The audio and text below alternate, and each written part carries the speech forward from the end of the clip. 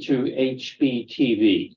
I'm Harry Binswanger, the HB in HBTV. And today I'm on vacation, so we're going to have a confection rather than a deep philosophical discussion. I've got my list of 15 top movies and clips from the ones that you may not be familiar with. And I want to go through that with you to alert you to any that you may not know about, because these 15 are very worth watching. Starting with the last, The Magnificent Seven from 1960. All these movies are from the previous millennium. I don't have any from this millennium, partly because I made out this list in that period, and partly because there aren't any great films that rival these in this millennium. So the first is The Magnificent Seven with Yul Brynner, Steve McQueen, and I have a clip from it here from the trailer. Some of these clips are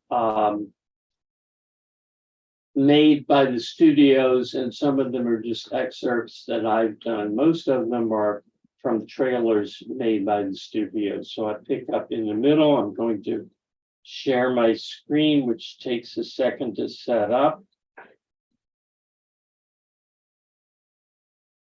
As we have to go to advanced to share the sound and to share a portion of the screen.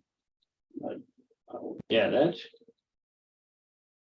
Don't look at that. That's the whole list. Look at this. If I'm sharing now. Is the share showing, Daniel? Yep. Okay, here we go.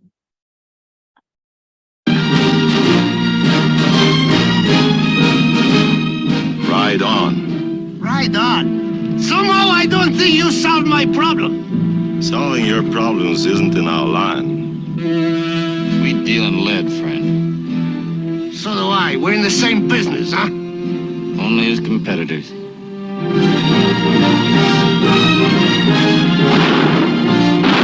Get up and face me! Do you hear? Get up! Look what I found.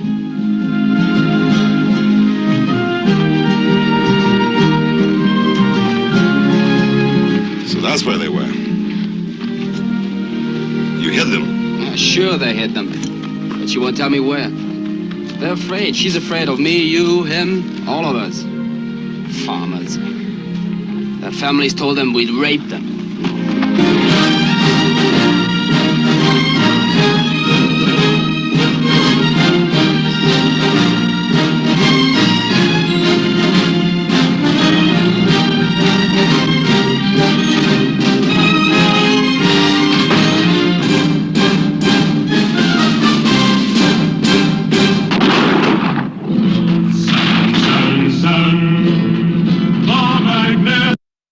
That part makes it look like an action film, and there is action in it, but it's not an action film. I wonder if it would come across better if I went full screen and expanded.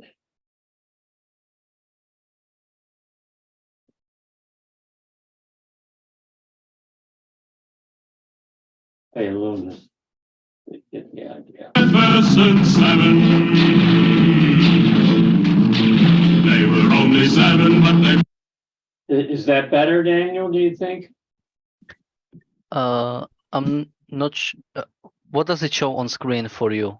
Because it only shows part of... G, it starts at, I think okay. I see G to the almost T on the top. Okay, then yeah, the whole screen is in. Yeah, is that better than the smaller version, which I captured as this and shrunk the share part to match that? Yeah, it looks better. Better full screen. Okay, let's go back to full screen. The next one I don't have a clip for. It's The Great Escape with Steve McQueen, who you just saw in this one as well. Steve McQueen was a really fine figure of a young hero with a certain insouciant self-esteem and quiet strength. Unfortunately, the actor got cancer, Steve McQueen got cancer and died. Let's go on. Well, no, I have to tell you a little bit about it. It's an escape story. It's about a prison camp in World War II, where the Nazis kept flyers, and it's based on a true story, and it's pretty much true about how they exercised great ingenuity to escape from this, barbed wire guarded prison camp by tunneling. It has wonderful acting in it and great scenes, memorable. Anyone who has seen it, I'm sure, would recommend it to you. The next one is a little less known. It's more cerebral, All About Eve. All About Eve stars Bette Davis, who is a woman I don't enjoy the looks of, but she is a great actress. And this is a story of power lust. This is a study of evil. Let me get to it. It's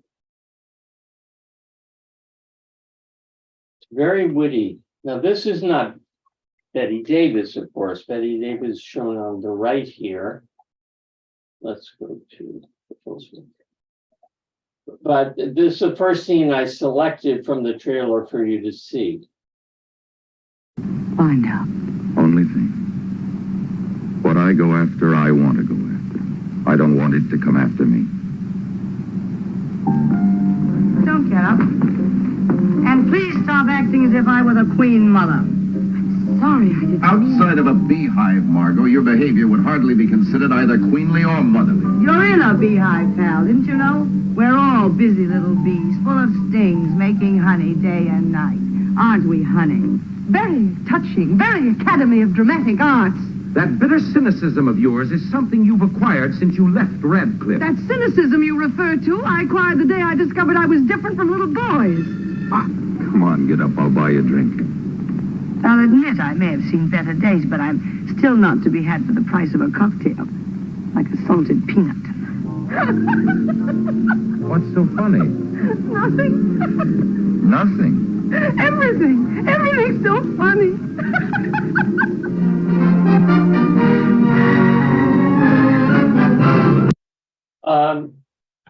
I don't know if those can give you anything of the flavor of it, except that it's witty, well acted, and about glamorous people in the theater. But it's essentially a study of power lust and the people who fight against it on a small scale power lust. Psychologically, it's very accurate, very interesting, and as a play, it's very witty and extremely well done. So now let's go to the opposite pole. This is a movie you may not know, Yankee Doodle Dandy. Yankee Doodle Dandy from 1942, starring James Cagney as George M. Cohan. George M. Cohan was a composer and lyricist who wrote dance hall numbers that captured the spirit of America in the period around the time of World War I. He wrote songs that my generation all new. I don't know whether the younger generation will recognize them or find them familiar at all, but it's a very interesting story and has a lot of upbeat spirit to it. So let's look at one thing, recognizing that it may give you a misleading impression because it's just one thing. I'm trying to get exactly where the number I want begins, which is where this one ends, but forgive me if there's 1 second of the previous one. Give my regards to Broadway. Remember me to Herald Square. H-A-W-R-R. Well, that I thought it would be more of that. It's Give My Regards to Broadway is a terrific song, but here's some other. G-A-N spells Harrigan. So long, Mary. Mary, we will miss you so.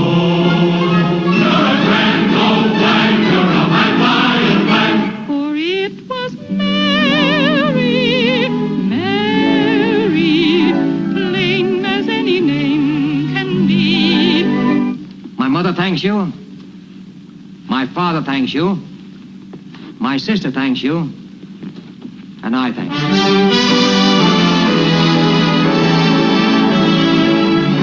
Why are you so concerned with Fay Templeton? Oh, I don't care for Templeton. I'm looking out for you. Ever think about yourself? Not much lately. Haven't had time. The minute I saw you without your beard, I knew here was a little boy who needed a lot of looking after. So I gave myself the job. There are a lot of singers, you know, but very few really good looker-afters. I'm not interested in Mr. Cohan or his plays. Well, now you're making a great mistake, May. He's the most original thing that ever hit Broadway. You know why? Because it's the whole darn country squeezed into one pair of pants. So it's very pro-American. It's very upbeat. It is not all just singing and dancing. There is a story. You will be absorbed by it. But it is of a different order. It's an opposite pole from All About Eve. My next one, which is we're up to 11 now, is When You Know, Back to the Future. Back to the Future Part 1 in particular. The thing that you may not realize about Back to the Future, for all its fun, its theme is free will.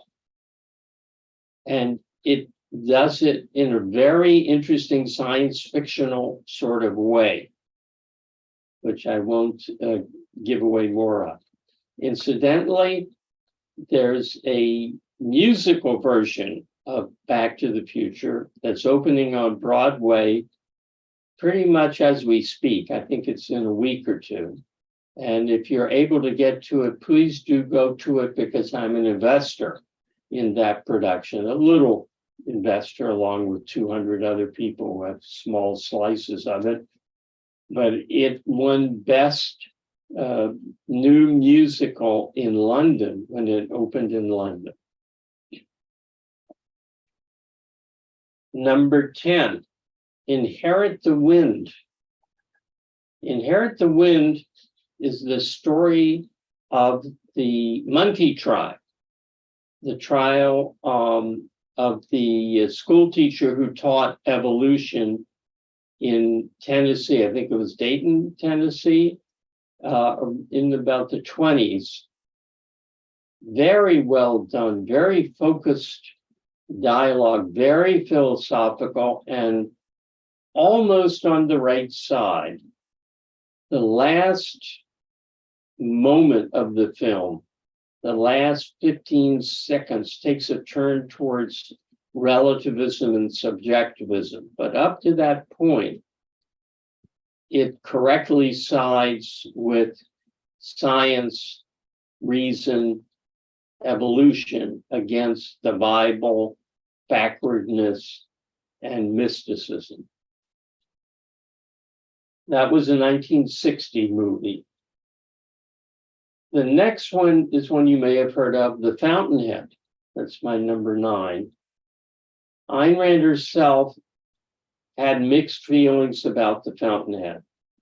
There are definitely things that she didn't like at all, and things that I don't like at all. But every time I see it on late night TV or, happen across it, I can't change the channel. It's riveting. You can't stop watching. It has some very good aspects, starting with the fact that Ayn Rand wrote the screenplay for it, and they filmed every word of her screenplay, and only that. You probably know the movie The Fountainhead with Gary Cooper. You know that Frank O'Connor was told he looked like Gary Cooper.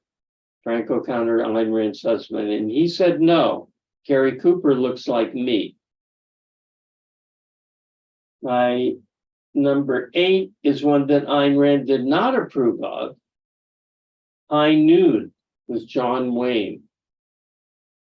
She didn't approve of it, I think, because it had, at the time, an anti-McCarthy, pro-communist message between the lines. But I don't know that that was the reason. But she also thought, amazingly, she thought it didn't have a plot.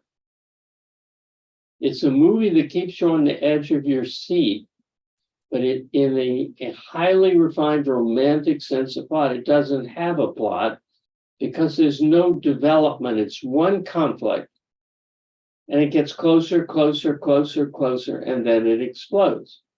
Whereas her definition of plot is a purposeful progression of events leading to the resolution of a climax. And the part of the purposeful is that many strands have to come together to focus on one. There has to be plot development for it to be a plot. But you be the judge. Speaking of judge, the next one I have is Judgment at Nuremberg. Judgment at Nuremberg, about the trials based upon actual fact story of the trials of the Nazi high command and judges at Nuremberg. It concerns the trying of the judges who went along with the Nazi system. Very well acted. Richard Widmark does a tremendous job. Maximilian Schell plays the defense attorney and is brilliant. Burt Lancaster plays the judge in a very against type role, which he carries off beautifully.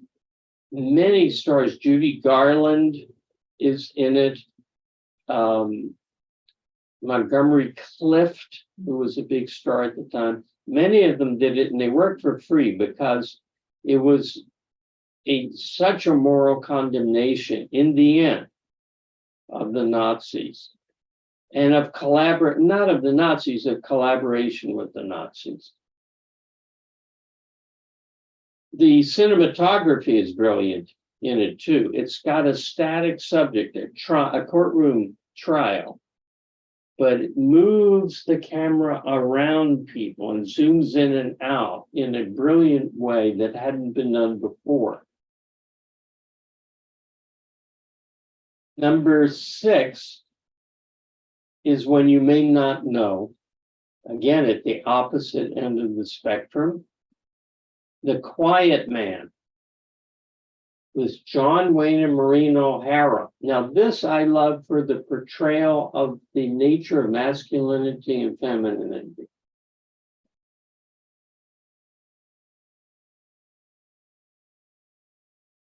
Let me just show you a few clips from the trailer. That's Maureen O'Hara.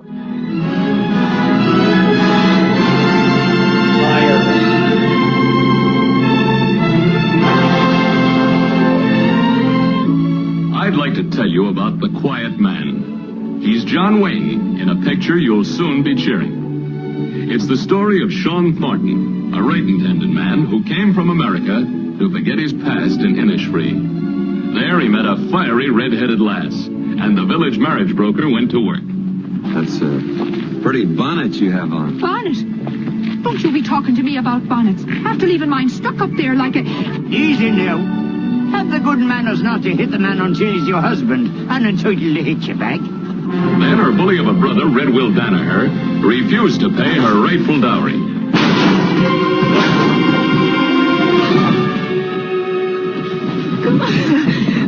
There'll be no locks or bolts between us, Mary Kate, except those in your own mercenary little heart. Mary Kate left him to go to Dublin, but he caught her at the station and brought her back with the whole town watching him do it. I'll pay you. Never! Then the fight was on. All right, that's enough of that. It's the story, as I say, of masculinity and femininity. Maureen O'Hara is brilliant and fiery and desirable. John Wayne is John Wayne, but at his best. The next one on my list, and of course I can't vouch for the exact, I can vouch for the one that's number one, being number one, and number two being right up there with it. But all the rest, there's, it's approximate.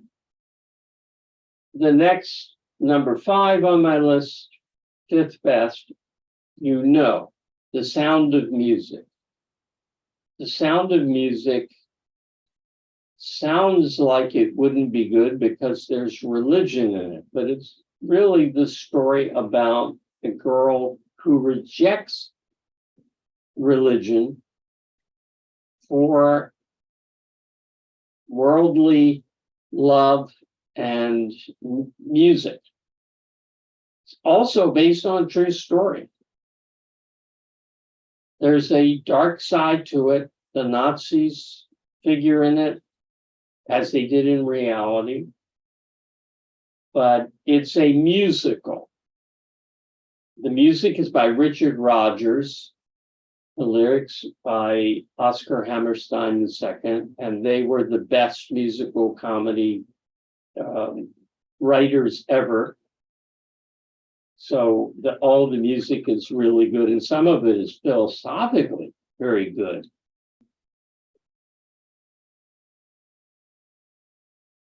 Number three is a movie that you probably don't know. Ninotchka, was starring Greta Garbo. And Greta Garbo plays a Russian Soviet emissary sent to Paris to ride herd on three previous emissaries who were there to sell the Tsar's jewels to raise money for the Soviet Union, which desperately needed it because they can't produce. And in the course of the film, she begins as a stern Marxist revolutionary and ends as a life-loving, in love, gay, in the old-fashioned sense of that term, capitalist, or freedom-loving individualist. And it was a movie advertised as Garbo Laughs, because it's the first time she ever laughed on screen. Now, the clip we see at the beginning here is when she just gets off the train from Soviet Russia, and the three emissaries don't know who has been sent to, in effect, take charge of them and shake them up and make them do their duty for Russia. And we're going to see the scene, because the point of this is the beauty of Garbo and the wittiness of the dialogue.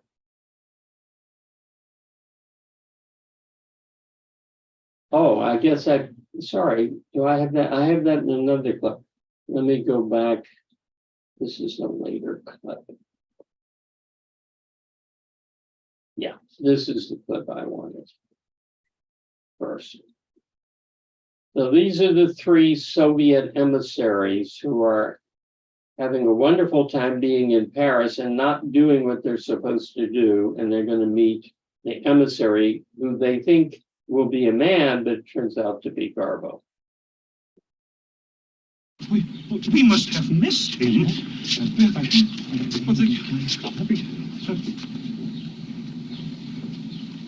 Be the one who was sent on. I'm looking for Michael Simonovich Ironov. I am Michael Simonovich Ironov. I'm Nina Ivanovna Yakushova, envoy extraordinary, acting on the direct orders of Comrade Commissar Rosinin. Present with your colleagues. Comrade Polyanov. Comrade. Comrade Kopalsky. Comrade. What a charming idea for Moscow to surprise us with a lady, comrade. If we had known, we would have greeted you with flowers. Don't make an issue of my womanhood. We're here for work, all of us. Let's not waste any time. Shall we go? Porter, here, please. What do you want? May I have your bags, madame? Why? He's a porter. He wants to carry them. Why? Why should you carry other people's bags? Well, that's my business, madame. That's no business. That's social injustice. That depends on the tip. Allow. Could you hear that? That's no business. That's social injustice. That depends upon the tip. And the next one is the one I inadvertently cued first. This is a little bit later and is the first romantic interest from this boulevardier. William Douglas, I think, is the actor's name. And this I put in for the lighthearted, witty repartee. Can I be of any assistance to you? You might hold this for me. I'd love to. Correct me if I'm wrong. We are facing north, aren't we? Facing north? Well, now, I'd hate to commit myself without my compass. Pardon me, are you an explorer? No, I'm looking for the Eiffel Tower. Good heavens, is that thing lost again? Oh, are you interested in a view? I'm interested in the Eiffel Tower from a technical standpoint. Technical? No, I'm afraid I couldn't be of much help from that angle. You see, a Parisian only goes to the tower in moments of despair to jump off. How long does it take a man to land? Now, isn't that too bad? The last time I jumped, I forgot to time it. Let me see now, the Eiffel Tower. Your finger, please. Why do you need my finger? It's bad manners to point with your own. There, the Eiffel Tower. And where are we? Where are we? Now, let me see, where are we? Here we are. There you are, and here am I. Feel it? I'm interested only in the shortest distance between these 2 points. Must you flirt? Well, I don't have to, but I find it natural. Suppress it. I'll try. Correct me if I'm wrong. Well, that's the line I like. Must you flirt? I don't have to, but I prefer it. Suppress it. And then later, I don't know how far this, well, I can tell by going here. Now, this is just an early clip. Oh, here we go. Let's see if I can go to there.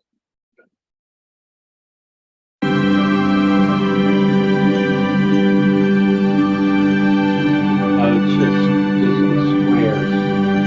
This is something else. Your vessel is having a superior earning power that makes you that way. A Russian. I love Russians. Comrade, I've been fascinated by your 5-year plan for the last 15 years. Your type will soon be extinct. Been fascinated by your 5-year plans for the last 15 years. Pretty good. I don't think I have one where she changes and becomes a warm, romantic love interest for him, but I think you can see, and if I go here, you can see her face.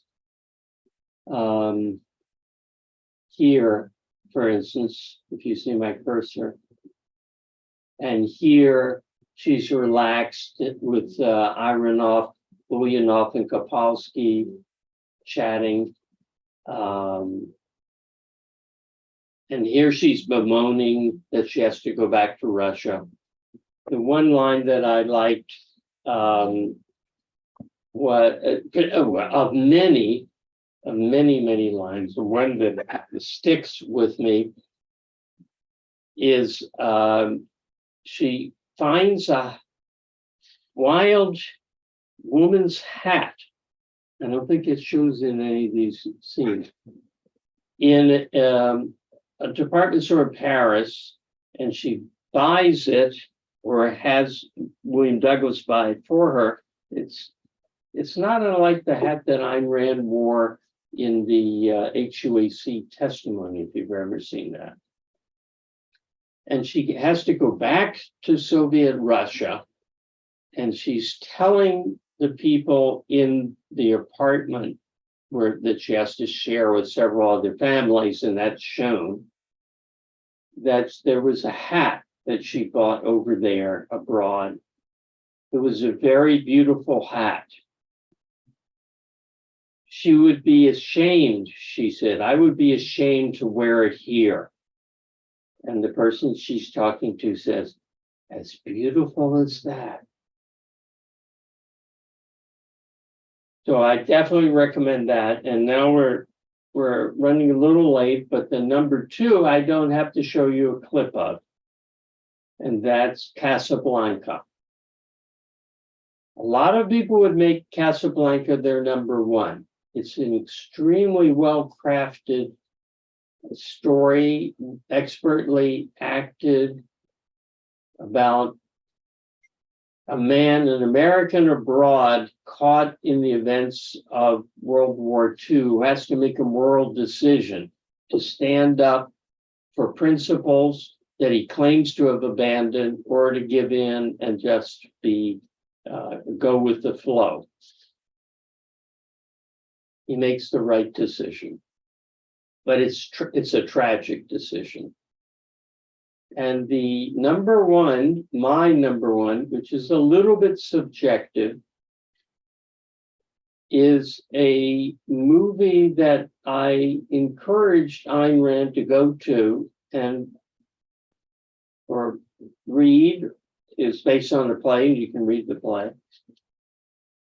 And understandably, she paid no attention to my recommendation. I say understandably because I was 40 years younger than she, and the title and setup of the story sounds awful. That play and movie is The Miracle Worker. It's the story of Helen Keller, who was born deaf and blind. No, sorry. She went deaf and blind at 18 months and grew for 6 years without any language. Her teacher, Annie Sullivan, at great cost, a great effort, tremendous backbone and courage, brings her sign language, concepts through sign language. So it's an epistemological play. And Ayn Rand, after seeing it, wrote Kant versus Sullivan. The Sullivan is Annie Sullivan, the heroine of this story, played by Anne Bancroft. There is a later version. You want the 1962 version that will have Anne Bancroft as Annie Sullivan and Patty Duke as Helen Keller as a little girl. Now I have a clip.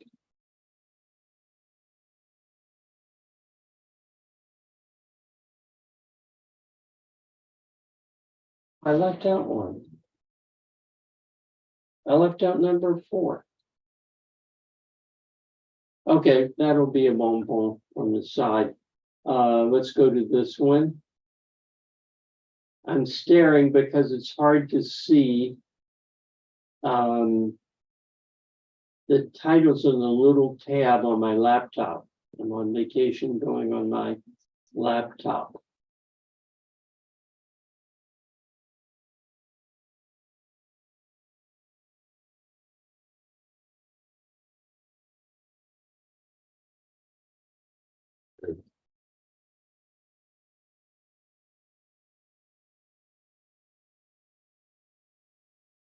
try to take the sections that are most revealing of what it's all about, but I don't necessarily find those. And this is one good scene.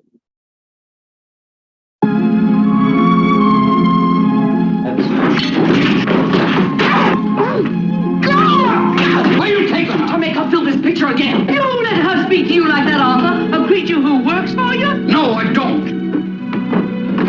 Let her go. What? I said let her go. She's right. She's right. Kate's right. I'm right, and you're wrong. Has it never occurred to you that on one occasion, you might be consummately wrong? Here is a film that is more than an entertainment. It is a genuine, deeply moving experience. Starring Patty Duke, Victor Jory, and Anne Bancroft as the Miracle Worker.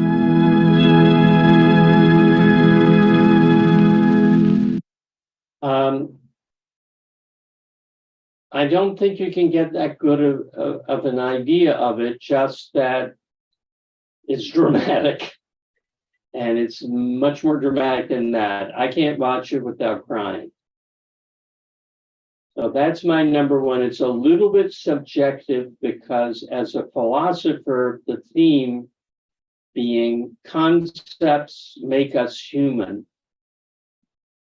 is something that strikes to my core. So here's the one I left out, if I can find the tab. Love Letters, my number 4 by Ayn Rand. Love Letters is not a love story. I mean, it is a love story, but it's a mystery. And its theme is you can't fake reality, even with the best of motives. Even to tell a white lie, you can't fake reality. Ayn Rand wrote the screenplay for Love Letters, rewriting a pretty sappy book by a man named Chris Massey. She despised the book, and she said it plagiarized Cyrano de Bergerac's, Rostan's Cyrano de Bergerac, with the idea of one man writing love letters for another. And it did. But in Ayn Rand's hands, it becomes about honesty and individualism. It's acted beautifully by Jennifer Jones, who plays the heroine. The male lead, Ayn Rand did not like particularly, but you be the judge of that. I'm not playing a clip from the movie. I was going to say, and I interrupted myself. This is an Ayn Rand movie that has a song that became a pop song. I'm going to play you the song, which I think is an excellent song. I learned to play it on the piano. The harmonies are exquisite in this, but it's a pop song, and it was the theme song of Love Letters. If I can find that one.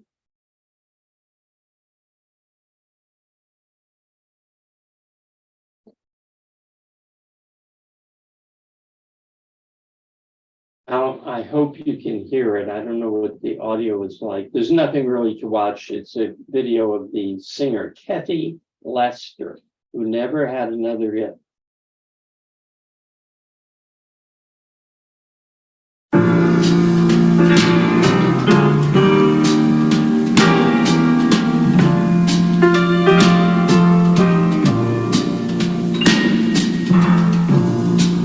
Love letters straight from your heart.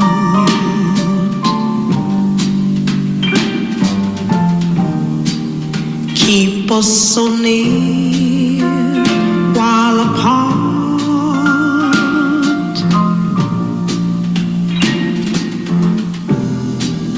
I'm not alone in the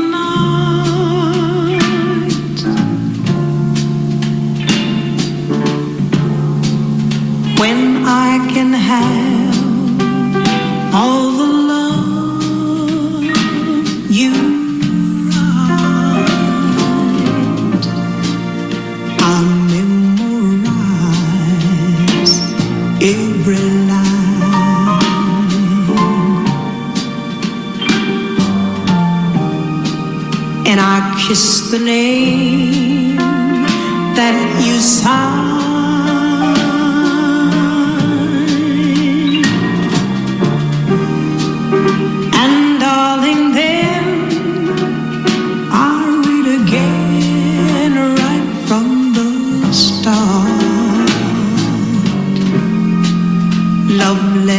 straight from your heart.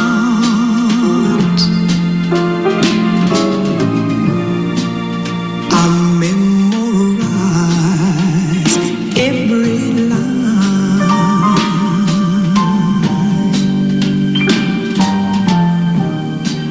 and I kiss the name that you sign.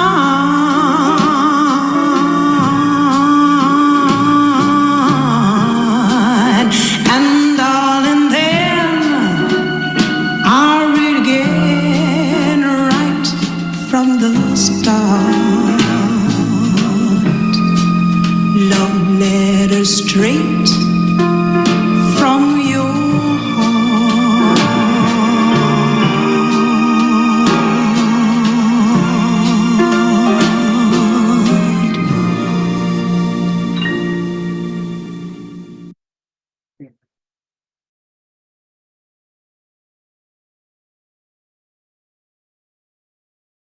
That's a really nice song, and just imagine that has an Ayn Rand connection.